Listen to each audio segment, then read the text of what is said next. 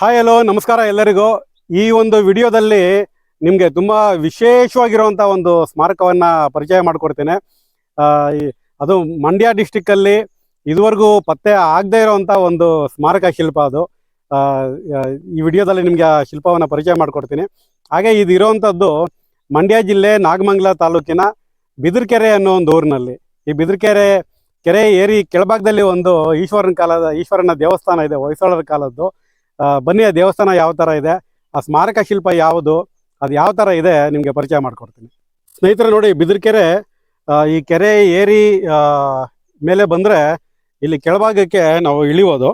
ಇಲ್ಲಿ ಒಂದು ಈಶ್ವರನ ದೇವಸ್ಥಾನ ಇದೆ ನೋಡಿ. ಹೊಯ್ಸಳರ ಕಾಲದಲ್ಲಿ ಎಲ್ಲೆಲ್ಲೆಲ್ಲ ದೇವಸ್ಥಾನಗಳ ನಿರ್ಮಾಣ ಮಾಡಿದ್ರು ಅಂತ ಹೇಳಿದ್ರೆ ತುಂಬ ಆಶ್ಚರ್ಯ ಆಗುತ್ತೆ. ನೋಡಿ, ಇದು ಕೆರೆ ಏರಿ. ಇದು ಕೆರೆ ಏರಿ ಕೆಳಭಾಗಕ್ಕೆ ಈ ರೀತಿಯಾಗಿ ನಡ್ಕೊಂಡು ಹೋದ್ರೆ ನಾವಿಲ್ಲಿ ಒಂದು ದೇವಸ್ಥಾನವನ್ನು ನೋಡ್ಬೋದು. ಸೊ ಈ ಊರಿನವ್ರನ್ನ ಈ ದೇವಸ್ಥಾನದವರೆಗೂ ಕರ್ಕೊಂಬಂದರು. ಅದೇ ಇಲ್ಲಿ ಬರ್ತಿದ್ದಂಗೆ ನನಗೆ ತುಂಬ ಆಶ್ಚರ್ಯ ಮತ್ತು ಸಂತೋಷ ಆಗಿದ್ದು ಇಲ್ಲಿರೋಂಥ ಒಂದು ಸ್ಮಾರಕವನ್ನು ನೋಡಿ ಸ್ನೇಹಿತರೆ. ನೋಡಿ, ಸ್ಮಾರಕ ಯಾವುದು ಅಂತ ನಾನು ನಿಮಗೀಗ ತೋರಿಸ್ತೇನೆ. ನೋಡಿ, ಇದೇ ಆ ಸ್ಮಾರಕ. ಈಗಾಗಲೇ ನಿಮಗೆ ಪರಿಚಯ ಆಗಿರುತ್ತೆ ಇದೇನು ಅಂತ. ಇದು ರಾಶಿ ಚಕ್ರದ ಕಲ್ಲು. ನೋಡಿ, ಈಗಾಗಲೇ ನಾನು ವಿಡಿಯೋ ಮಾಡಿರೋ ಹಾಗೆ ಅರಸೀಕೆರೆ ತಾಲೂಕು ಹಿರಿಯೂರಿನಲ್ಲಿ ಒಂದು ರಾಶಿ ಚಕ್ರದ ಕಲ್ಲಿದೆ. ತುಂಬ ಸುಸ್ಥಿತಿನಲ್ಲಿದೆ ಅದು.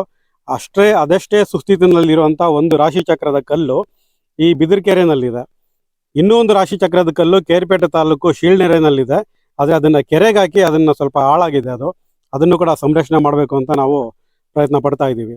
ಸೊ ಇಷ್ಟು ಸುಸ್ಥಿತಿನಲ್ಲಿರುವಂಥ ಒಂದು ರಾಶಿ ಚಕ್ರದ ಕಲ್ಲು ಅದು ಮಂಡ್ಯ ಡಿಸ್ಟಿಕ್ಕಲ್ಲಿ ಸಿಕ್ಕಿರೋದು ಇದೇ ಮೊದಲು ಅಂತ ಅನಿಸುತ್ತೆ. ನೋಡಿ, ರಾಶಿ ಚಕ್ರದ ಕಲ್ಲು ಹೊಯ್ಸಳರ ಕಾಲದ ಶೈವ ದೇವಸ್ಥಾನಗಳ ಮುಂಭಾಗ ಪ್ರತಿಷ್ಠಾಪನೆ ಮಾಡ್ತಿದ್ರು. ಏನಕ್ಕೆ ಅಂತ ಹೇಳಿದ್ರೆ ನೋಡಿ, ಇದು ಮಧ್ಯಭಾಗದಲ್ಲಿ ಒಂದು ಕಮಲದ ಹೂವು. ಆ ಕಮಲದ ಹೂವಿನ ಮೇಲ್ಗಡೆ ಸೂರ್ಯನ ಒಂದು ಶಿಲ್ಪ ಇರಬೇಕು, ಅದು ಹೊರಟೋಗಿದೆ. ಅದರ ಸುತ್ತ 12 ದ್ವಾದಶಾದಿತ್ಯರು ಅಂತ ಕರಿತೀವಿ. ಸೊ 12 ಸೂರ್ಯರು. ಅದರ ಹೊರಭಾಗದಲ್ಲಿ 12 ರಾಶಿಗಳು. ನೋಡಿ, ಈ ಕಡೆಯಿಂದ ಕಾಣಿಸುತ್ತೆ ನಮಗೆ ಕುಂಭ, ಮೇಷ, ಧನಸ್ಸು, ಮಕರ, ಮಿಥುನ, ಸಿಂಹ. ಆ ರೀತಿಯಾಗಿ ಒಟ್ಟು ನಮಗೆ 12 ರಾಶಿಗಳು ಇಲ್ಲಿ ಕಾಣುತ್ತೆ. ಸೊ 12 ರಾಶಿಗಳನ್ನ ಒಳಗೊಂಡಿರುವಂಥ ಒಂದು ರಾಶಿ ಚಕ್ರದ ಕಲ್ಲು ಅಥವಾ ಯಂತ್ರ ಅಂತಲೇ ಕರಿತೀವಿ ನಾವು. ಸೊ ಇದನ್ನ ಏನಕ್ಕೆ ಆಗಿನ ಕಾಲದಲ್ಲಿ ಬಳಕೆ ಮಾಡ್ತಿದ್ರು ಅಂತ ಹೇಳಿದ್ರೆ, ಇಲ್ಲಿ ಸೂರ್ಯನ ಒಂದು ಶಿಲ್ಪ ಏನಿತ್ತು, ಯಾವುದೋ ಒಂದು ಪರ್ಟಿಕ್ಯುಲರ್ ಟೈಮಲ್ಲಿ ಆ ಸೂರ್ಯನ ಒಂದು ನೆರಳು ಯಾವ ಆದಿತ್ಯನ ಮೇಲೆ ಬೀಳುತ್ತೆ, ಹೊರಭಾಗದಲ್ಲಿ ಯಾವ ರಾಶಿ ಮೇಲೆ ಬೀಳುತ್ತೆ, ಅದರ ಬೇಸ್ ಮೇಲೆ ಮಳೆ, ಬೆಳೆ, ಭವಿಷ್ಯ, ರಾಜಕೀಯದಲ್ಲಾಗುವಂಥ ಪಲ್ಲಟಗಳು ಇದನ್ನೆಲ್ಲ ಊಹೆ ಮಾಡ್ತಿದ್ರಂತೆ.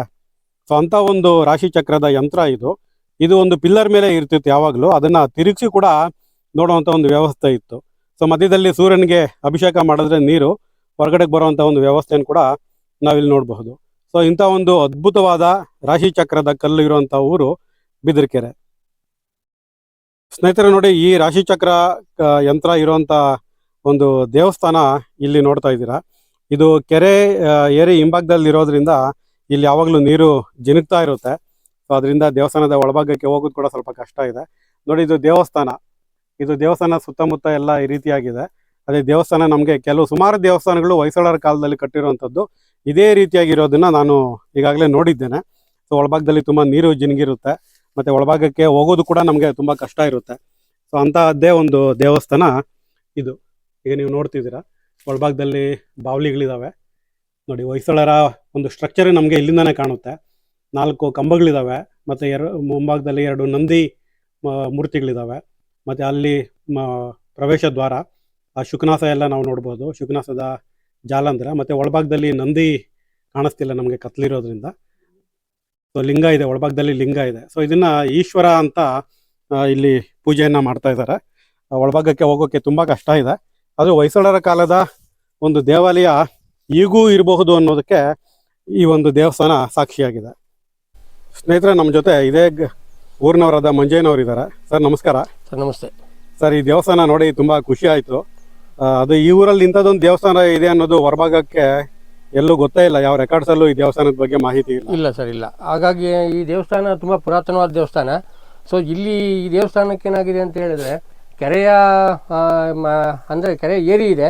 ಆ ಏರಿಯನ್ನು ಕೂಡ ಸೇರ್ಕೊಂಡಂಗೆ ಹೆಚ್ಚು ಕಡಿಮೆ ಒಂದು 2 ಭಾಗಗಳಿದೆ. ಒಂದು ಮುಖ್ಯ ದ್ವಾರ, ಇನ್ನೊಂದು 2ನೇ ದ್ವಾರ. 2ನೇ ದ್ವಾರವನ್ನು ಮುಂದೆ ಹೋಗಿ ಅರ್ಚಕರು ಪೂಜೆ ಮಾಡಬೇಕಾಗತ್ತೆ. ಸೊ ಹಾಗಾಗಿ ಏನಾಗಿದೆ ಅಂದರೆ, ಆ ದೇವಸ್ಥಾನದ ಒಳಗಡೆ ಹೋಗ್ಲಿಕ್ಕೆ ಮಳೆಗಾಲ ಆಯಿತು ಅಂದರೆ ತುಂಬ ಕಷ್ಟಕರ. ಹಾಗಾಗಿ ಅವರು ಆ ಕಷ್ಟದಲ್ಲೂ ಕೂಡ ಪೂಜೆಯನ್ನು ಮಾಡ್ಕೊಂಡು ಹೋಗ್ತಾ ಇದ್ದಾರೆ. ಜೊತೆಗೆ ಇಲ್ಲಿ ಏನೆಂದ್ರೆ ದೇವರ ವಿಶೇಷತೆ ಏನು ಅಂತಂದರೆ, ಇಲ್ಲಿ ಮಕ್ಕಳೇ ಇಲ್ಲದೆ ಇರೋವಂಥವ್ರಿಗೆ ಇಲ್ಲಿ ಗಂಗೆ ಪೂಜೆ ಅಂತ ಮಾಡಿ ಹೊರಗಡೆಯಿಂದ ಎಲ್ಲ ಬಂದು ಗಂಗೆ ಪೂಜೆ ಎಲ್ಲ ಮಾಡಿದಂಥವ್ರಿಗೆಲ್ಲ ಮಕ್ಕಳೆಲ್ಲ ಆಗೋಂಥದ್ದು, ಅಥವಾ ಇಲ್ಲಿ ವಿಶೇಷವಾಗಿ ಏನೇ ಬೇಡ್ಕೊಂಡು ಹೋದಂಥವ್ರಿಗೆ ತುಂಬ ಒಳ್ಳೆಯ ಕೆಲಸಗಳಾಗಿದೆ. ಈ ಊರು ಪುರಾತನವಾದಂಥ ಊರು. ಈ ಊರಿನಲ್ಲಿ ತುಂಬ ವಿಶೇಷವಾದಂಥ ವೀರಭದ್ರ ಅನ್ನೋ ದೇವರು ಕೂಡ ಇದೆ. ಹಾಗಾಗಿ ಇಲ್ಲಿ ನಮ್ಮ ಊರಿನ ಏನು ಅಂತಂದರೆ, ಈ ದೇವಸ್ಥಾನ ಏನು ಈ ಸ್ಥಿತಿಲಿದೆಯೋ ಅದನ್ನು ಜೀರ್ಣೋದ್ಧಾರ ಮಾಡಿ ಬೇರೆ ಕಡೆಗೆ ಅಥವಾ ಶಿಫ್ಟ್ ಆದರೂ ಮಾಡಲಿ, ಅಥವಾ ಇದನ್ನಾದರೂ ಕೂಡ ಜೀರ್ಣೋದ್ಧಾರ ಮಾಡಿ ವ್ಯವಸ್ಥಿತವಾಗಿ ಮಾಡಿಕೊಡ್ಲಿ ಅಂತ ಎಲ್ಲ ಗ್ರಾಮಸ್ಥರ ಪರವಾಗಿ ಕಳಕಳಿ ಇದೆ ಸರ್. ಧನ್ಯವಾದಗಳು ಸರ್. Thank you. ಸ್ನೇಹಿತರೆ, ನೋಡಿದ್ರಲ್ಲ ಬಿದಿರ್ಕೆರೆ ಈಶ್ವರ ದೇವಸ್ಥಾನದ ಇಂದಿನ ಸ್ಥಿತಿ ಮತ್ತು ಅದರ ಮುಂದೆ ಇರುವಂಥ ರಾಶಿ ಚಕ್ರದ ಕಲ್ಲಿನ ವಿಶೇಷ. ನೀವೇನಾದರೂ ಬಿಂಡಿಗಿನವೆಲೆಗೆ ಬಂದರೆ ಬಿಂಡಿಗಿನವೆಲೆಯಿಂದ ಲಾಳಂಕೆರೆಗೆ ಹೋಗೋ ರಸ್ತೆನಲ್ಲಿ ಬಿದಿರ್ಕೆರೆ ಗೇಟ್ ಸಿಗುತ್ತೆ. ಅಲ್ಲಿಂದ ಸುಮಾರು 1 ಕಿಲೋಮೀಟರ್ ಒಳಗಡೆ ಬಂದರೆ ನಿಮಗೆ ಈ ಬಿದಿರ್ಕೆರೆ ಊರಿದೆ. ಇಲ್ಲಿ ಯಾರನ್ನ ಕೇಳಿದ್ರು ನಿಮಗೆ ಹೇಳ್ತಾರೆ ಕೆರೆ ಏರಿ ಹಿಂಭಾಗದಲ್ಲಿರುವಂಥ ಈಶ್ವರ ದೇವಸ್ಥಾನ. ಅದೇ ಸ್ವಲ್ಪ ಸಾಹಸ ಪಟ್ಕೊಂಡು ಬರಬೇಕು. ಇಲ್ಲಿಗೆ ಬರುವಂಥ ದಾರಿ ಕೂಡ ತುಂಬ ಚಿಕ್ಕದಾಗಿದೆ. ಬರೀ 2 ವೀಲರ್ ಮಾತ್ರ ಬರೋ ಅಷ್ಟು ದಾರಿ ಇದೆ ಇಲ್ಲಿ. ಸೊ ನೀವು ಬಂದರೆ ಈ ಒಂದು ದೇವಸ್ಥಾನವನ್ನು ವಿಸಿಟ್ ಮಾಡ್ಬೋದು. ಇದರ ಲೊಕೇಶನ್ ಕೂಡ ನಾನು ಇಲ್ಲಿ ಡಿಸ್ಕ್ರಿಪ್ಷನ್ನಲ್ಲಿ ಹಾಕಿರ್ತೀನಿ. ಹೀಗೆ ನೋಡ್ತಾ ಇರಿ ಜಸ್ಟ್ ಕನ್ನಡಿಗ ಯೂಟ್ಯೂಬ್ ಚಾನಲ್. ನಮಸ್ಕಾರ.